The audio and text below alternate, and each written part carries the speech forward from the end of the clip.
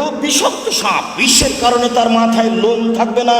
যখন তার গলায় জড়িয়ে দেওয়া হবে তখন এই সাপের দুইটি মুখ হবে, দুই মুখের মাধ্যমে তার মুখের দুই সাইডকে ধরে ছবল মারবে আর বলবে আনা মালক আনা কানজক, আমি হচ্ছি তোমার সম্পদ, আমি হচ্ছি তোমার সঞ্চিত সম্পদ। তখন ফেরেশতা আঘাত করছিলেন আর বলছিলেন এই হচ্ছে তোমার সঞ্চিত সম্পদ।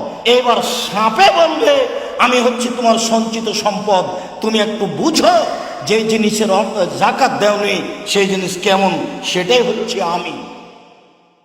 পৃথিবীর মানুষ শুনে রেখো, আল্লাহ তাআলা বলেন যাদের অর্থ সম্পদ স্বর্ণ চাঁদি রয়েছে তারা যদি তাদের অর্থ সম্পদের স্বর্ণ চাঁদির যাকাত না দেয়, আপনি তাদের সুসংবাদ দিয়ে দেন তাদের জন্য কঠিন কঠোর শাস্তি রয়েছে। ইয়াউমা ইউহমা আলাইহা ফি নারি জাহান্নামা ফাতুকা বিহা জিবাহুম ওয়া জুনুবুহুম ওয়া জুহুরুহুম।